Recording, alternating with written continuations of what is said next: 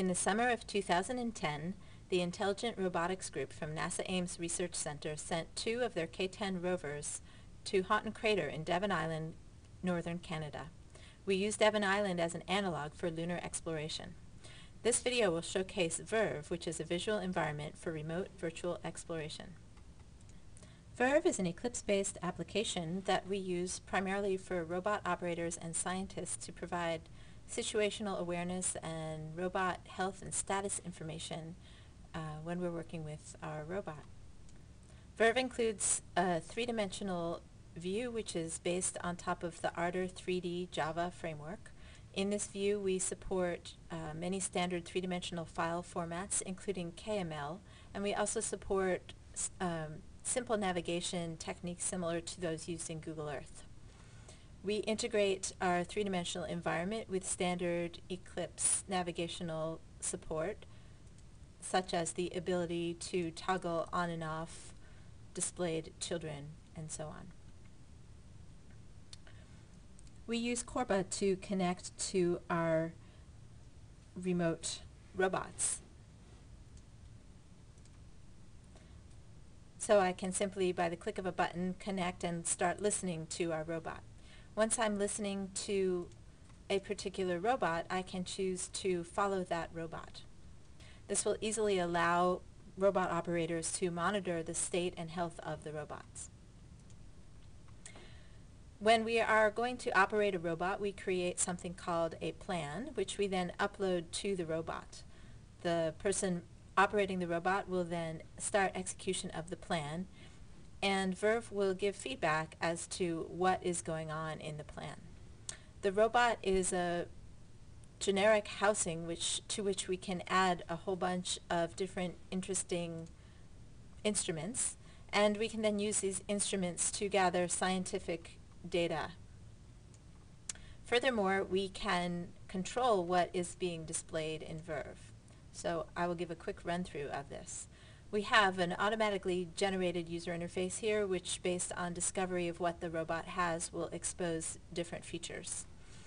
A lot of these elements are specific to people who are developing the robot and the robot's navigation software, as this tool is also for those developers.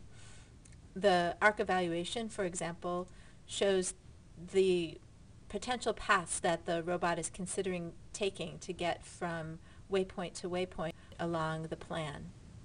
We use D-star navigation to control this. We can also show pose history. The purple arrows show the location of the robot, and the yellow arrows will actually indicate their heading.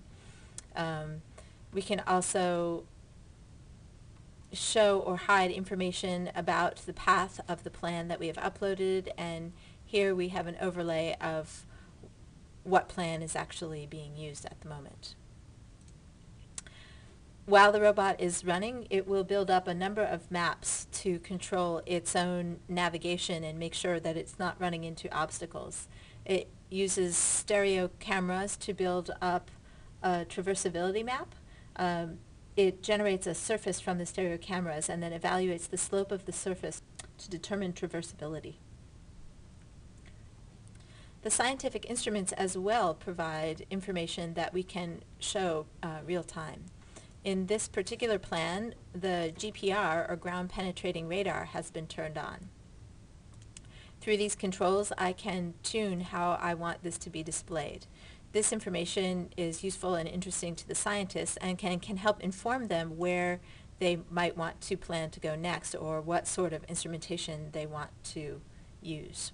I must point out that we do have support for a compass.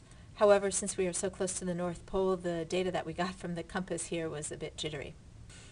This display shows information about the plan that has been uploaded, including specific settings, the current step in the plan that the robot is executing, and success or failure of each step. Of particular use to the robot operators is the system health view.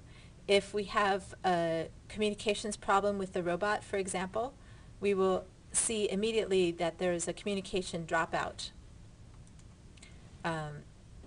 We also can see summary information about our batteries and the temperature. This is in degrees Celsius. It was very cold there. How much memory is used, CPUs usage, and so on. If robot operators see that a battery, for example, is decreasing in value, they can drill down and look at the exact most recent values of that particular block of batteries. Robot operators can also find out what components of the robot are being used, and they can use this artificial horizon to get information about pitch and roll of the robot at a given time. An interesting feature of using a three-dimensional environment like this for robotic exploration is that the robot has its own concept of the terrain, which may or may not be in sync with the actual ground truth of the terrain. So this is one of the reasons why we provide a flat KML ground overlay plane here for contextual reference of where the robot is, and we let the robot build up its own three-dimensional map. We also get real-time image data from the robots, and this is really interesting for situational awareness, again, of where the robot is and what it's doing. We have several cameras on the robot. You can see here it started raining, which is not very good for our robot. I'm now playing back a log file from a different plan for our robot. In this plan, we're about to take a panorama. We have pan-tilt cameras on top of the robot, and by controlling the positioning of the robot as well as the camera settings, we can build hugely rich gigapan imagery with the robot. This allows scientists and remote explorers to really get a sense of the remote environment that they're exploring. And in Verve here you can see that the robot's position is locked, it can't move, and you can actually see the images as it goes through and takes all these snapshots. These images will later be stitched together and can be viewed with our gigapan software. I would like to thank all of the many people who have helped with Verve itself, as well as with building our rovers and for the success of the Haughton Mars project and other robotic exploration missions that we do. If you have any more interest in this project, please explore the Intelligent Robotics Group website, and also feel free to explore the website for the Haughton Mars project.